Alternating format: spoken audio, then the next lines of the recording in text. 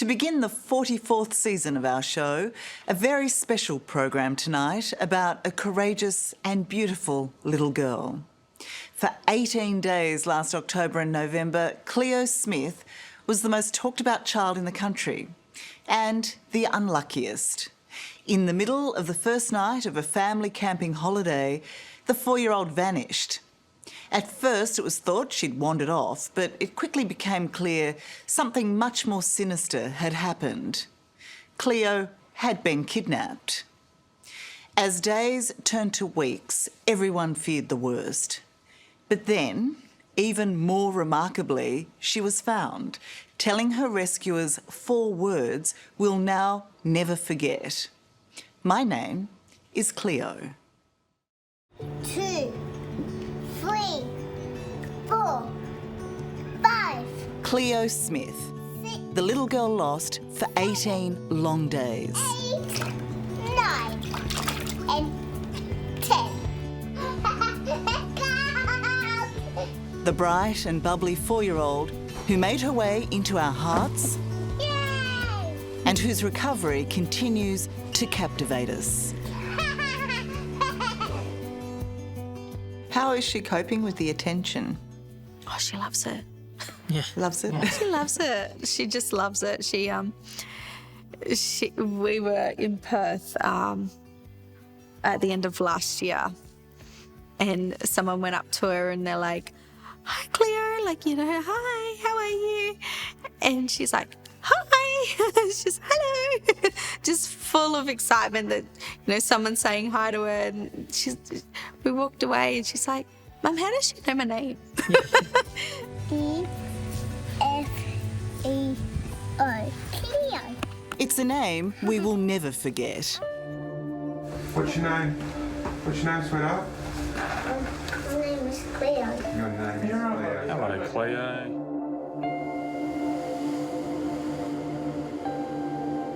3 months after their precious daughter was rescued by police, Mum and Dad, Ellie Smith and Jake Glidden, are learning to live in the aftermath of one of the most extraordinary child abductions we've ever seen. As is Cleo. How is Cleo going right now? She's okay. Yeah. Every day is a new day. Yeah, she has her ups and downs every day. Yeah, every day and night is different. But she's okay. She's happy. She's bubbly. She's sad. She's angry. But she's getting there. Cleo? Cleo, you there? Cleo Smith was gone, launching one of the nation's biggest hunts for a missing child. Cleo, can you hear me? Snatched in the dark, the 4-year-old had disappeared into the night, taken as her parents slept.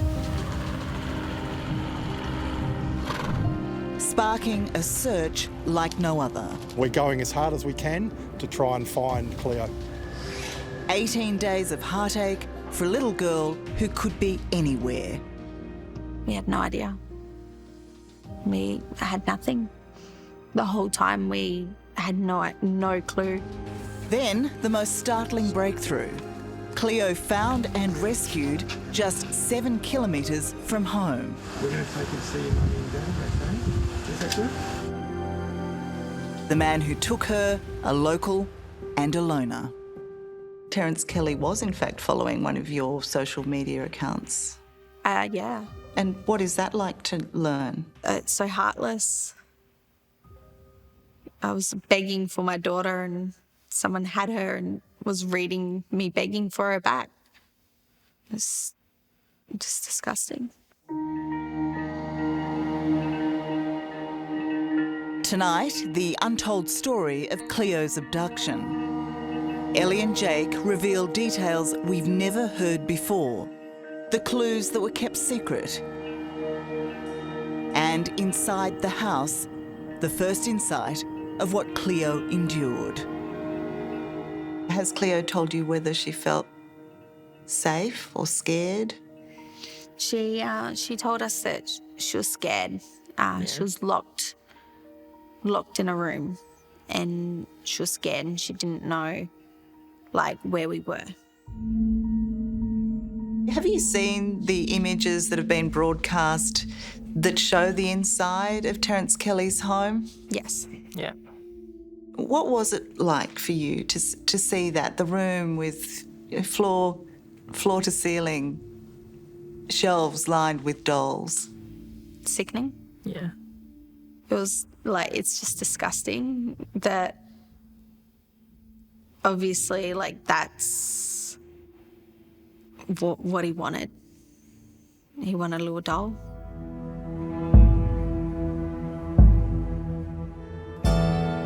Less than an hour north of Cleo Smith's home of Carnarvon, nearly 1,000 kilometres north of Perth, powerful ocean swells force water through sea caves and narrow passages. Known as the Quabba blowholes, they were a spectacular playground for Jake and Ellie, who first came here when they were kids. We grew up there.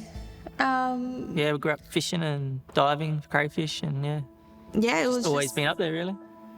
yeah, it was such a safe place. It was the perfect setting for treasured family time, a place they'd always loved. So on Friday the 15th of October, Ellie and Jake headed to their old stomping ground with Cleo and her baby sister, 6-month-old Isla. Never imagining they were about to suffer every parent's greatest fear. It was our first camping trip as a full family. And how did Cleo feel about being there? She was excited because she hasn't been camping in so long. She'd been telling us the whole weekend before. I was like, yeah, we're going to go camping. And she's like, oh, I'm so excited. I can't wait. Yeah, and we took her bike as well. And that was another reason why we camped there, because it had access for her to... It's pretty hard ground. So Yeah, it was hard ground, so learned she to could ride. ride up and down it. Jake, Ellie and the two kids got to the campsite at about 6:30 that Friday evening and very quickly set up before the sun went down. It looked very much like this.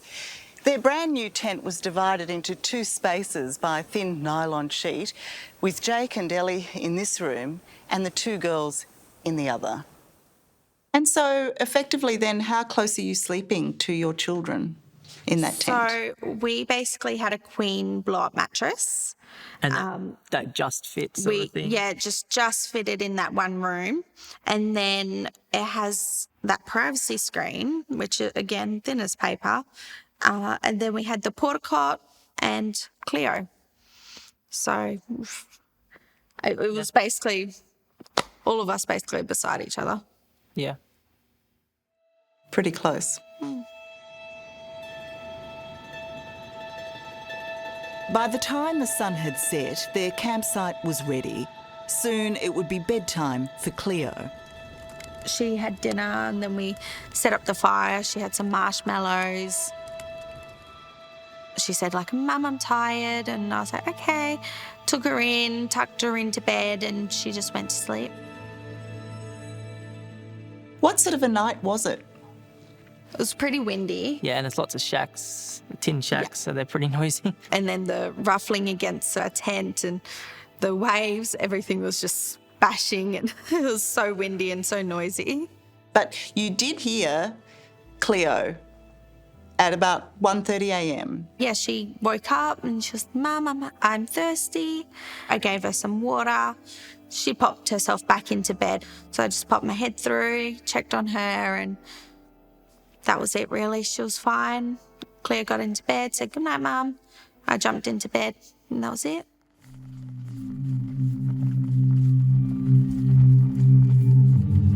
That final goodnight from Cleo was the last moment of normal for this unsuspecting family.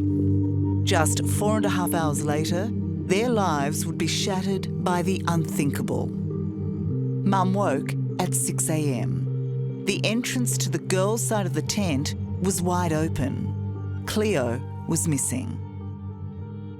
As I stepped through the divider, the our tent was open. And obviously my first thing is I look for the children. And, and Cleo was gone, and I've turned around to Jake and I said, like, Cleo's gone. And he's like, what? And then he was, like, in so much shock because she wouldn't leave the tent. Yeah. And I was like, Cleo's gone. And he's like, what? And Jake's gone outside and he's walking around the tent and he's like, I can't find her. And it was just a nightmare, really. Straight up nightmare from that second. Cleo? Cleo wasn't in the tent and she wasn't anywhere nearby. Cleo, you there? There was no sign of her. Can you hear me? I was a bit worried because I didn't think she would actually leave the tent by herself, because she's pretty timid, scared of the dark, so I knew she wouldn't be out there by herself. You know, at this stage, is it panic in the pit of your stomach? Yeah. Is that the feeling, or is that yet to come?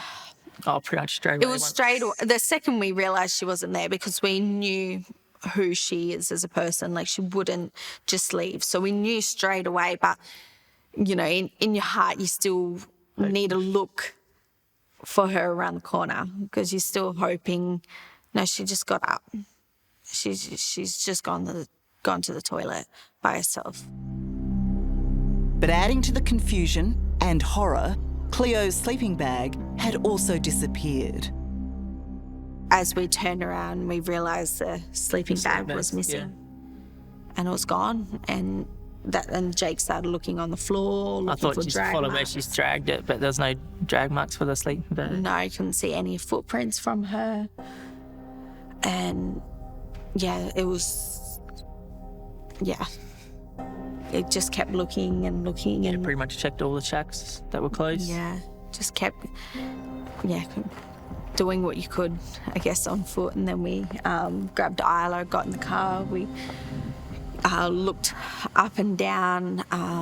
Went down to the beach. Coastline, Yeah, checked all the beach out. Went through the beach, and that's when we called 000.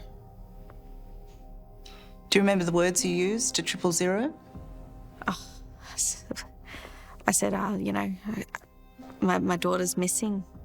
I can't find my daughter. Not only was Cleo gone, along with her missing sleeping bag, there were other clues too. Clues we can only now share that Cleo had been abducted.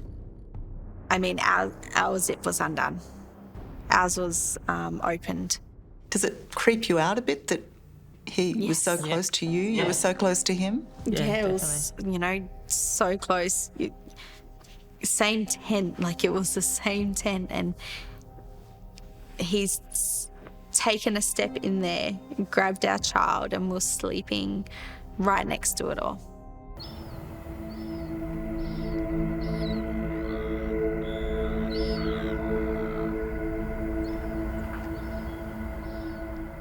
Ellie, I know your first reaction when you saw that Cleo was not in the tent was Cleo's gone.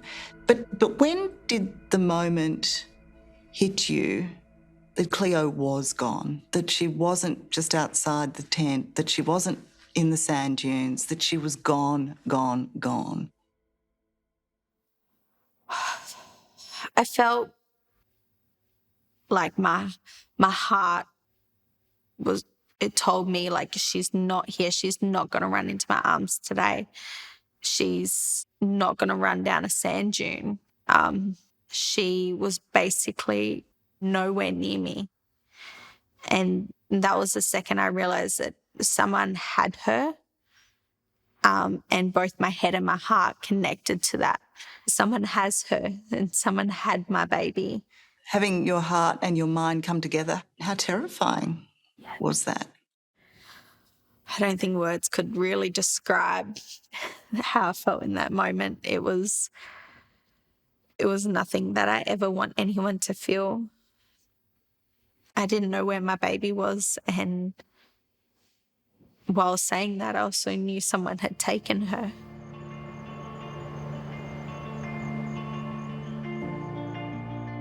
At the age of 24, Ellie Smith had to confront what most parents dread to even imagine. All her mothering instincts told her her girl had not wandered off, but she desperately hoped she was wrong.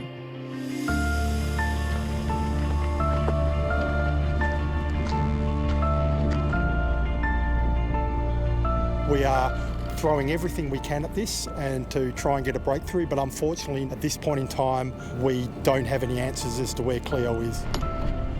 Within minutes of Jake and Ellie's emergency call to report Cleo missing, police are at the campsite, and what followed was one of the most exhaustive searches in Australian history.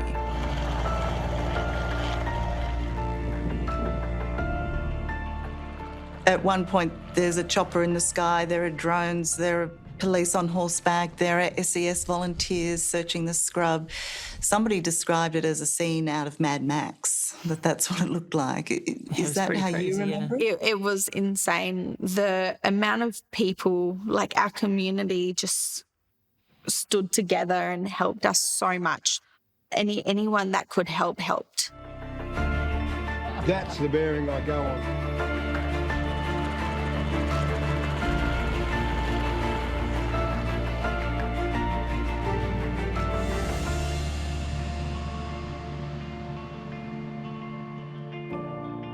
Cleo's greatest chance of being found was in the first minutes and hours after her disappearance.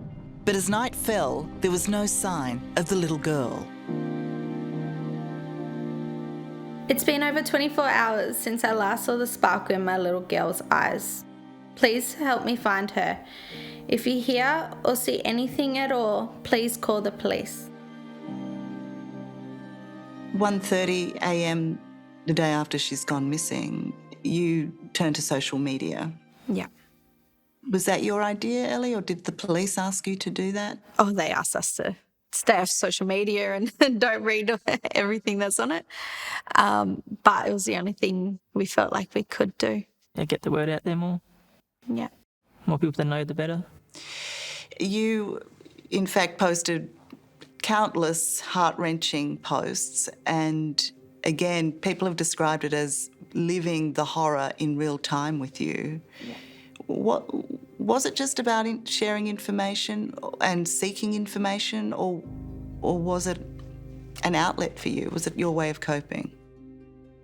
I don't know. It was just the only thing we could really do. Anything else, we couldn't do anything. Ellie and Jake were barred from searching by police. Their agonising task was merely to watch and wait, as for the next week, police continued to comb the campsite and search the vehicles of anyone coming or going. As the days mounted, the desperation grew. Where was Cleo? Could this little girl still be alive? That whole time I just felt powerless. Because you're acting against your instincts, aren't you? Yeah. Yeah, definitely. Yeah, everything inside your body is saying, get in the car, go here, go there, look, ask everyone, have you seen her? Like, this is her. But you can't.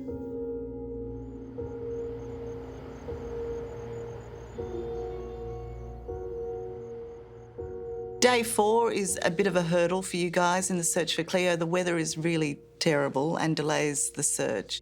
Yeah. At this stage, I mean, when you talk 4 days, you can't even believe that you have to say 4 days your child is missing. But at this stage, are you understanding how critical time is, and that as each day progresses, the likelihood of good news is becoming less? The chance of survival is becoming less?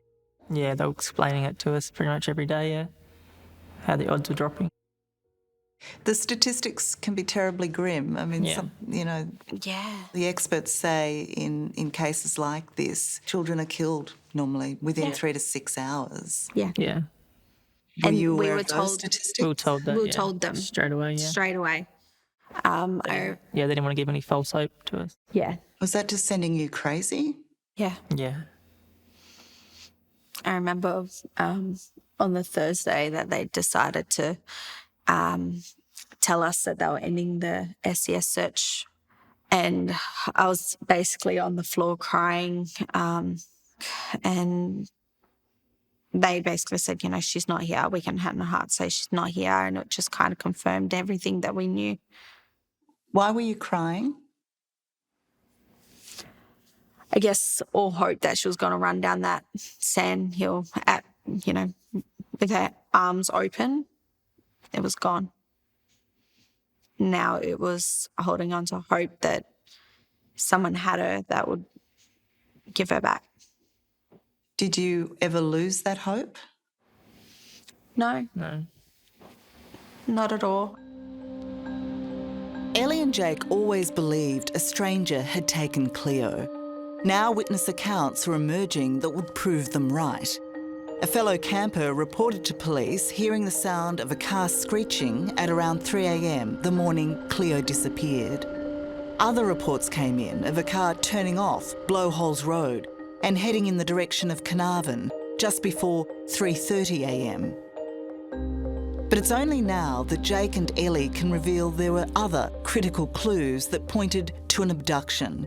Clues we've not heard before. It came to light a little later that a footprint had been found outside your camp. Did the police talk to you about that unidentified footprint? Not outside the tent, no. There was one inside the tent, and there was some DNA, but we weren't given too much detail on it. Again, they kept us in the dark. We still don't know. On discovering Cleo missing, Ellie immediately noticed the flap to the girls' side of the tent was open. Police calculated the zip was too high for Cleo to have reached, meaning someone else had to have opened it. Someone, we now discover, who first spied on Cleo's parents as they too slept in the tent. I think the one thing that really surprised a lot of people is that when the zipper to the tent was used to open it and Cleo was snatched, that you guys didn't hear it, given that you were sleeping so close. Yeah, well, it was windy. It was quite loud with background noise. So, but hearing that zip, I mean, our zip was undone. Ours was opened probably about 30, 40 centimetres. And, I mean, we didn't even hear that. So who knows if when it was opened, it was just opened really slowly or we don't know. And so the fact that your zipper is opened as well as the access flap to the girls, what does that suggest? He's come to look? Yeah, so obviously he didn't know where she was. He didn't know what side of the tent she was in. He must have looked at ours, realised not in this side. Went to the other side. Closed out. Didn't even close it, just Left it, might have put his head through, realised, she's not on this side, and then gone on the other side, and that's where she was.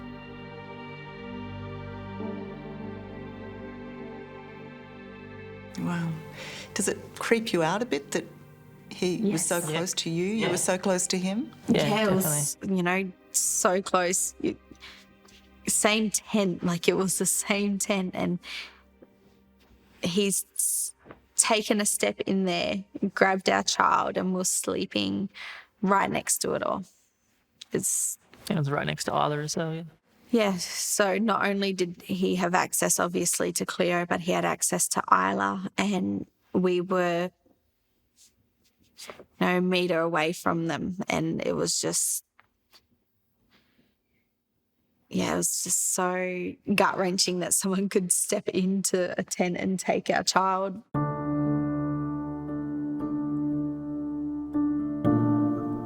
As we now know, it was Terence Kelly who carried out that unthinkable, audacious act. He's pleaded guilty to kidnapping, although there is still much to understand in this case. But one thing is clear. Jake and Ellie did not know the man who took their child.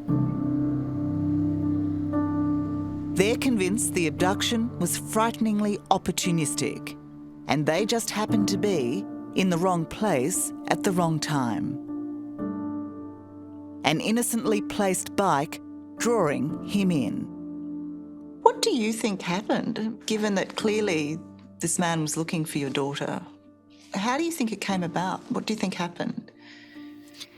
From what we know, I mean, we know facts, and apparently we weren't a target. It was just the time and the place that he could do it. Cleo had a bike.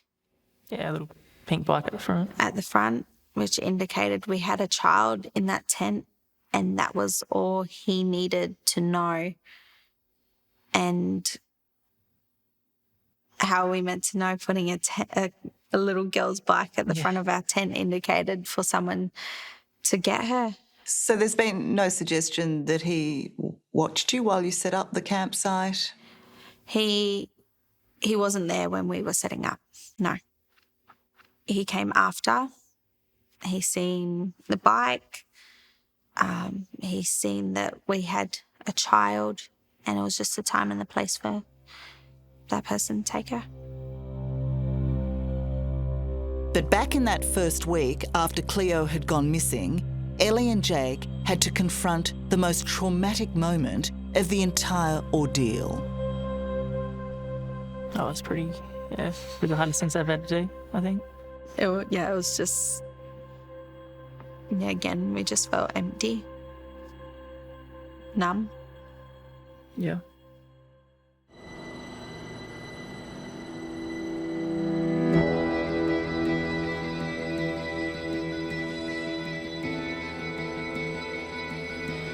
When you take yourselves back to that moment, getting in that car, with one child, not two, it must have just been awful.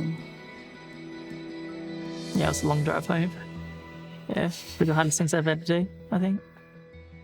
It was just, again, we just felt empty, numb. Yeah.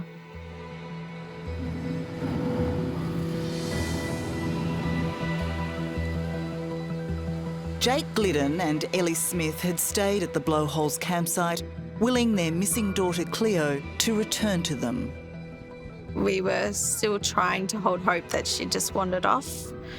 We knew the second that we left campsite, we wouldn't see anyone looking for her. 6 days after Cleo disappeared from their tent, leaving the campsite to return to Carnarvon was the very worst moment for Ellie and Jake. In a way, it was a wrenching goodbye to Cleo. On that Thursday, we knew she wasn't there anymore. Not packing up. They'd done their job. Then we had to put all of our hope into the homicide police squad.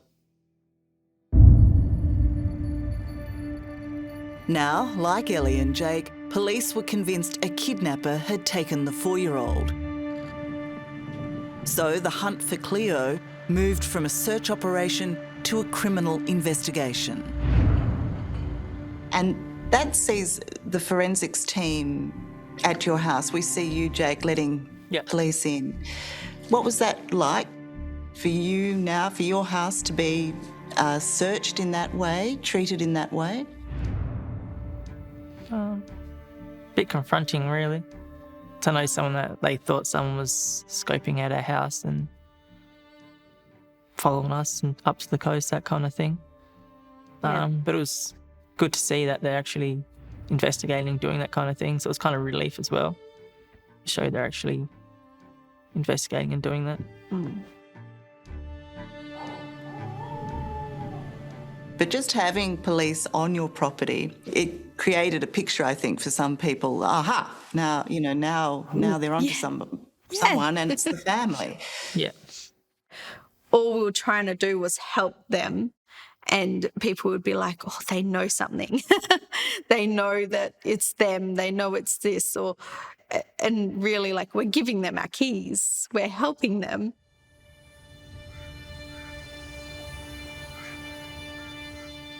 At breaking point, worried sick about their missing child, Ellie and Jake were further targeted by heartless couch detectives and keyboard trolls.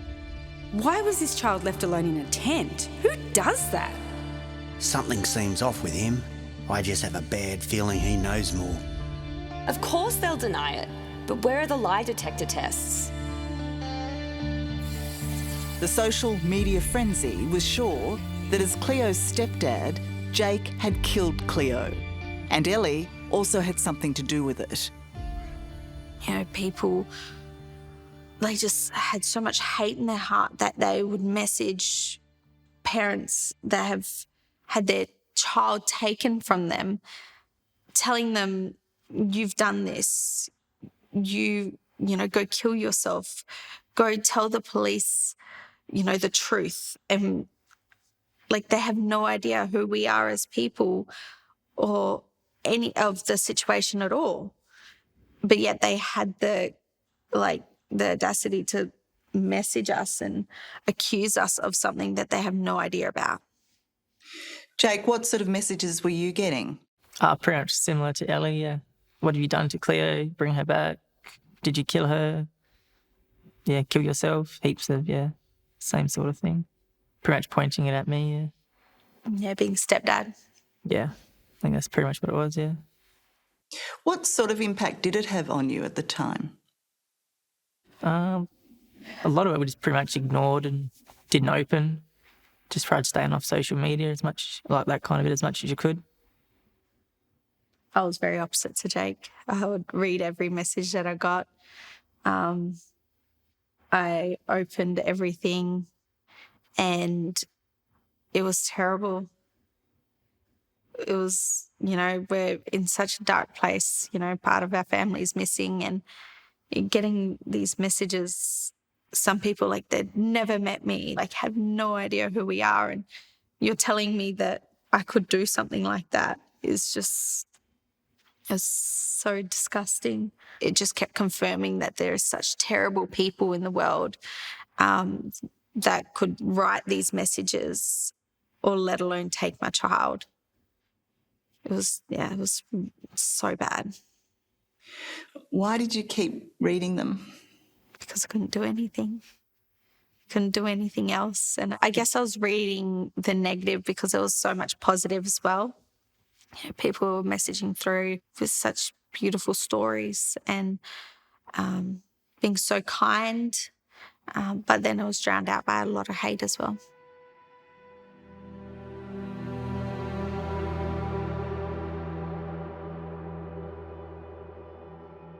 As the days turned into the third week, police did not waver from their investigation, sifting through 17 tonnes of rubbish collected from 600 kilometres of highway, combing phone records, CCTV footage, satellite imagery, and collecting DNA and fingerprints. They were looking everywhere and speaking to anyone who might hold a vital clue. But Cleo was nowhere, and Mum and Dad were distraught, pleading for help once more. Every day is getting hard without my shining bright light. Today she's missed Halloween with her family. She needs us, and we need her. I need my baby girl home, please. I beg you. But there was no mercy and no leads that Ellie and Jake knew of, just mounting misery. 17 days without Cleo, and they were at their bleakest. It was Melbourne Cup Day. And, I guess, like, I don't know, it was just kind of one of those nights where we just kind of hugged each other, and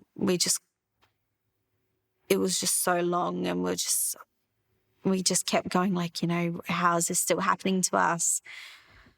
We just couldn't believe that this was our life right now. You know, we were missing our daughter, and we never thought that we'd ever be in that position, because why would you? So it was just, everything was flooding in. Emotional night, yeah. Yeah, it was just one of our, massive emotional night. Ready, set.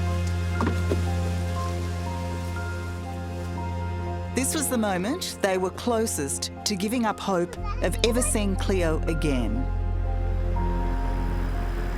But what Jake and Ellie didn't know was that very night, police had just found the final piece of the puzzle that would lead them to Cleo.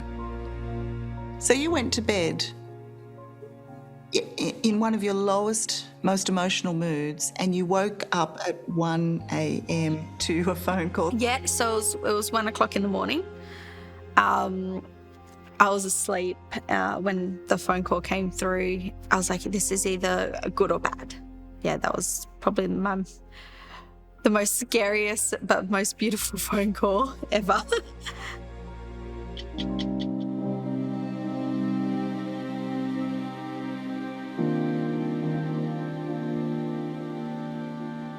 As the desperate search for Cleo Smith reached day 18, as much as we hoped, very few of us believed she would turn up alive.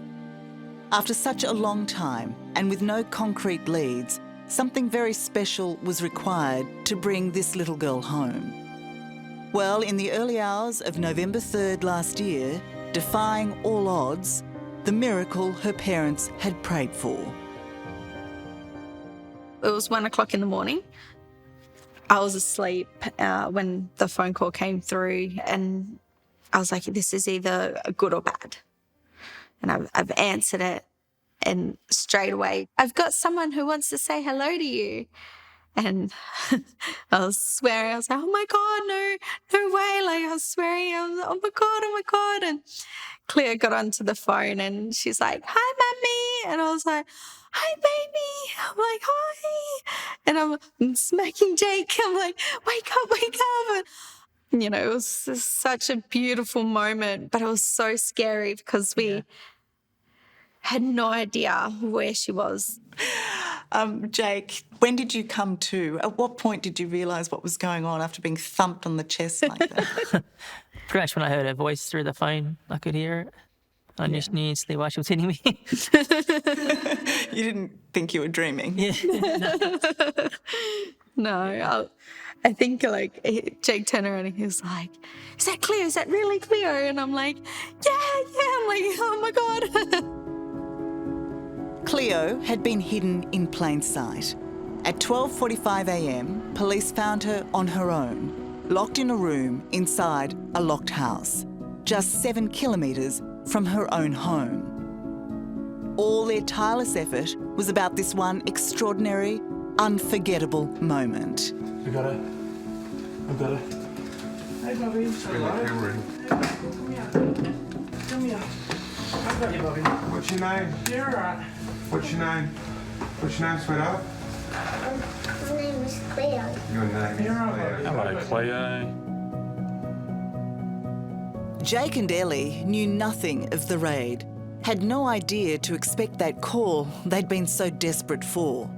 Incredibly, their daughter was safe and well and waiting for them in the Carnarvon Hospital, a mere 2-minute drive away. I was like, in Carnarvon? He's like, yeah. And I was like, what? And Jake's like, in Carnarvon? And I'm like, yeah. And I'm like, okay. And we were just both like, you know, crying and shaking and yeah, we were just a mess. Yeah.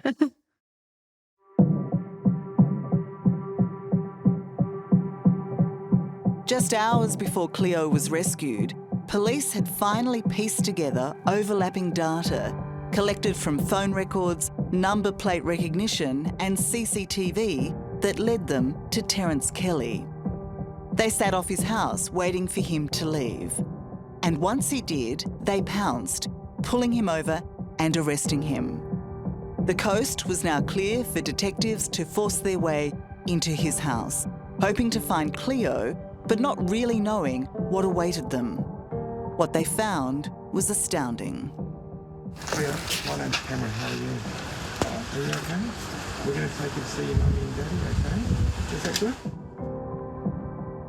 Did you walk or did you run through the doors of the hospital? Well, because of COVID, we had to press a button. So We had to wait at the entrance and press a button. Yeah. And they're like, oh, you're Cleo's parents, we'll let you through. So I was like, oh, okay. And then we had to wait. So I was like, oh. And so, you see her? Yeah. She was sitting on the bed and we just kind of ran up to her and like, hi. And she's like, hi, Mum. Like nothing had happened. She's like, hi, Mum. And I'm like, hi. I'm like, I miss you. She's like, yeah, I missed you too. And it was beautiful. And I'm like, I'm holding her and I'm like, I miss you. And she's like, I miss you. I'm like cuddling her and I'm like, hi. Jake's right behind me and we're trying to take turns, but both don't want to let her go. This was the iconic image of Cleo seen around the world, the proof that she was okay. Beaming and bubbly as ever and seemingly undaunted by her ordeal. What do you think Cleo understood of that moment? I don't think she really did. I still don't think she really understood what happened in general, being so young. And at that age, do you think Cleo had an understanding of time? Do you think she knew she hadn't seen you for 18 days? I don't think she understood as in such the days, but she knew it was a long time. Yeah. She did amaze everybody, I think, by looking so well. The images that were released of her, she looked, after 18 days away from you, she looked healthy. She didn't look traumatised. Were you struck by that yourselves? Not really. I think because we seen like her hair was cut, her hair was dyed. So I guess we kind of seen the little things people didn't. And you saw that immediately? Yeah. Yeah. To learn their daughter's hair had been cut and dyed felt like such a personal intrusion. It stole some of the joy from their long-awaited reunion. I was just angry that someone tried changing her to kind of fit what they wanted. Did she talk to you about that? Has she spoken to you about the haircuts and the hair colour? And she said, yeah, she got the pink put in her hair and then it washed out. She said it didn't work. And then we had to then get her hair cut again because it was basically all cut into chunks. And did Cleo tell you how she felt about that happening to her? Not really. Again, I think she was really confused. Yeah.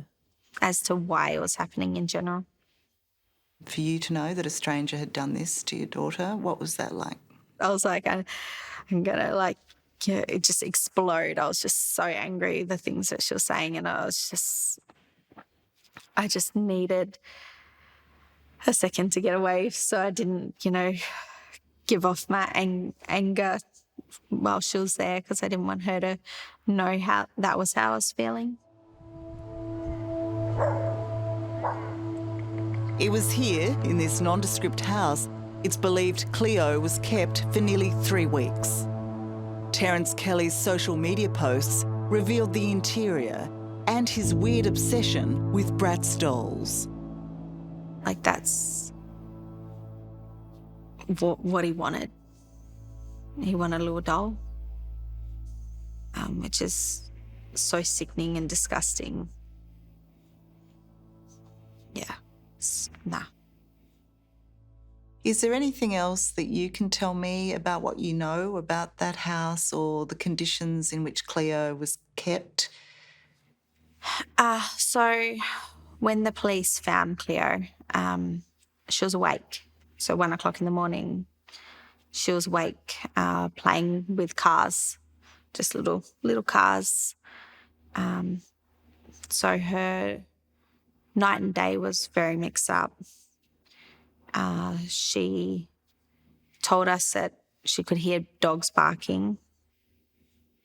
And the police have confirmed that the house is basically how it has been posted on social media. Yeah. So there is the dolls and everything like that.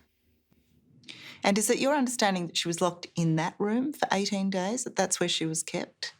We don't know exactly what room, and we don't know if she was moved at all in the house. But that house for 18 days? Yeah. Or We don't know if she was. We don't know. No. Yeah, we don't know if she was in that one room or if she was moved in like the same house but different rooms. The only thing we know is she did wash that pink dye out of her hair, and that's as far as we know of her moving around the house. knowing that Cleo is so young, knowing she's scared of the dark, knowing that she's without you, what is it like to know that he left her in that room? You know, he wasn't there when she was found. Other times he'd been seen around town, either bedding at the TAB or supposedly shopping for nappies. To know that she was all by herself, what does that do to you both? Oh, it makes you angry, upset. Yeah, I think it holds like a lot of anger, but at the same time, I guess for me as a mother, like he wasn't there to be able to hurt her as well. So I feel like, you know, it might have been that time that she was safe from him. I know this is a really hard area to canvass, but has anybody suggested to you what this man intended to do with Cleo? I don't think we really know what his intentions were. Yeah. I think from what we know, I don't know if he even knew what his intentions were going to be.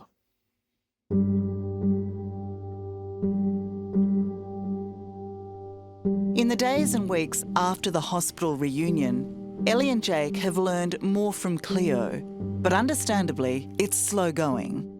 Still to this day, we don't know the full story, but it was just minor things that she would say. Her necklace was taken off her, and she would turn around and say, you know, but my necklace is still at that place. But yeah, she's blocked out a lot as to what's happened. She's kind of went into survivor mode and pushed it very far away. Yeah. Does she remember being taken from the tent, or has she blocked that out? She remembers why she was taken. So she tells us that she was taken because her baby sister was sick. Yeah. And so she needed to be taken away from us so then we could help her baby sister. She just knows a reason as to what he's told her. What was that like to learn? Yeah, pretty angry. After we just kind of started realising, you know, the story that she's been told, we held a lot of anger, but because we kind of wanted to have our hearts full of, you know, no hate or anything like that while we helped her heal and we healed ourselves. Yeah. And that's still to this day what we're doing. How far from healed do you feel you are and she is? We've got a long way to go, and so does she. You know, she's probably going to be dealing with this for the rest of her life. And, you know, we're going to eventually have to find out everything that's happened, and we're going to have to carry that as well. Yeah, Bobby, you can have this. It's her picture. But as you'll see, this family is far from broken, with big plans for the future. Are you defiant about that this man can't rob you of everything? We don't want to let go of everything that we are and who we are. I think it's the start of our new beginning. I've got it. Hey, Bobby. Hello. What's your name? What's your name, sweetheart? My name is Cleo. Your name is Cleo. Hello, Cleo. Reliving this most precious moment, the rescue of their daughter Cleo, is an emotional experience for Jake Glidden and Ellie Smith. Not just for the 18-day ordeal she was put through, but for the extraordinary work it took to get her back. Mummy. Big hugs, kisses, and lots of tears. honestly cannot say thank you enough to everyone that was involved, everyone that lent a helping hand, police community, every volunteer place.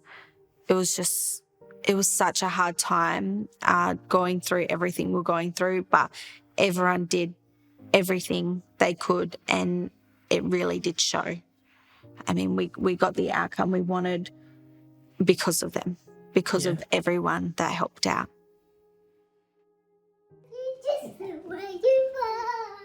For little Cleo, the joy of being home that first morning is captured in this video the family has shared for the first time. There is nothing sweeter. But even in those first magical hours together, Ellie could see her daughter had changed. It was probably like 7 o'clock in the morning. So that was only 6 hours after we got her back, and she was jumping around, dancing, singing. She was just so happy. And that was just, it was such a beautiful moment just to see her as the old Cleo.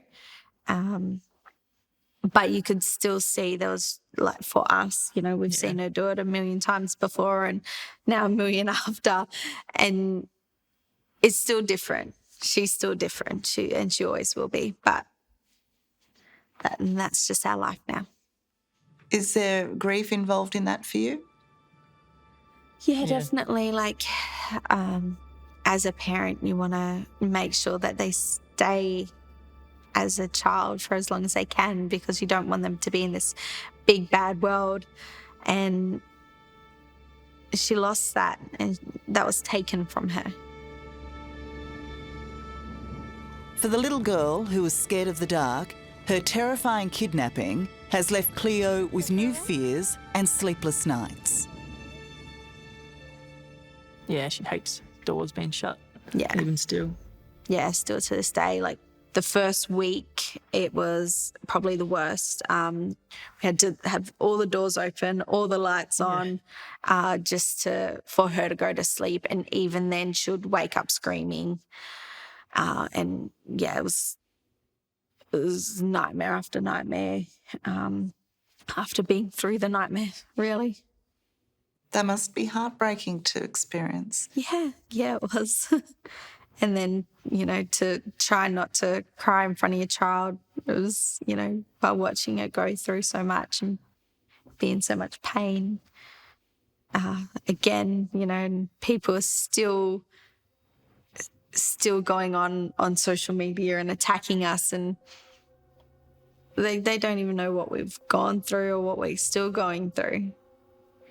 It's terrible. 2 weeks ago, Terence Kelly pleaded guilty to abducting Cleo. He'll be back in court next month facing other charges. For Ellie and Jake, knowing who took their daughter is a crucial step towards normality. In terms of getting on with your lives without fear, having some resolution, is it important? Oh, definitely. Yeah, definitely, yeah. That you know who the person was and that he is being punished for it? Definitely, Yes. yeah. It was a relief that we could still go back to our family home, without thinking someone's watching us, or thinking, anything like that could ever happen again. So it was nice to know that, I guess we're as safe as we could be. Yeah. Again. You speak of your own anger directed at the man who took her.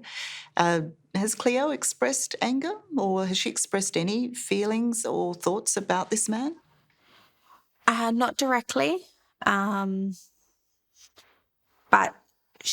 her emotions are very up and down. Yeah, she was very angry when we got her back. She would lash out a lot of the time. Like, she never really understood her feelings. So, during our healing process, that's kind of what we're doing, helping her understand it's okay to be angry. It's okay to be sad. It's okay to be happy. We're just helping her along the way of her journey now. And I guess, I mean, you would be desperate, wouldn't you, to know everything there is to know, but you can't, can you? You can't push a child in that way. Oh, no, never. We were content that we didn't want her to relive that. Yeah.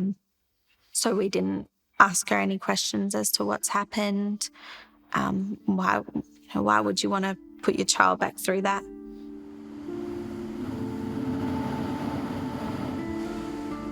It was the place they loved most, but where they experienced the very worst. The Quabba Blowhole campsite, where Jake and Ellie spent so much of their childhoods, is somewhere they can never return to. Pretty much our favourite place to go is pretty much ruined now. Yeah, Don't really want to go back. we can't go back there now. No, there's no way in hell that I can ever see them hills again and not think about the times where, I was sitting and waiting for Cleo to run down into my arms and say, I'm here. Cleo, what are you doing? Painting fingernails. Whose fingernails are you painting? Daddy! And so they have a big announcement to make. With great excitement, as well as some regret for leaving their beloved community behind, they're hitting the road. You have to do the face now. I have to do my face. We're going to move. But we're going to get a caravan and we're going to tour WA as much as we can. But Since you can't cross the border. Yeah, we can't cross the border. So until the borders are open, we want to do all of Australia. But until... Just find somewhere to have a new start. Yeah, fresh start. A fresh start. So there's lots of camping ahead of you. Just not at the blowhole. In a caravan, and it's going to have locks and, oh my gosh, everything. That looks really beautiful, baby. It's not so much about running away from bad memories, but creating the best ones. Tomorrow I go to school. Tuesday I go to school. Are you defiant about that this man can't rob you of everything? Yeah, we're trying to put it into a positive side of, we're going to travel, let the girls experience, a different life to what we originally thought. But they're going to have such an amazing life, and we're going to stay positive about that. I mean, who wouldn't want to go travelling? What do you think it is about Cleo's story, which is your story, that has really captured the imagination and the heart of perfect strangers all around the world? I think everyone had their heartstrings pulled when she was taken, and then when she was found, I think it really just hit everyone's hearts and they felt part of our family. Maybe I could ease your mind, tell you how the story ends. Cleo's rescue took everyone's breath away. Her abduction was a shocking and outrageous act that seemed certain to end in tragedy. But while Ellie and Jake suffered every minute of those 18 torturous days, remarkably, they always believed Cleo would come home. And finally, she did. We knew from the beginning, we know how strong she is. And, so many people laughed when I said that, she's so strong. But she is, and she proved that. And we knew it all along that she could get through it. We're just crying happy tears now for Cleo and our family being whole again. Of course, your story makes everyone want to go home and hug their children just a little bit more. Yeah, definitely.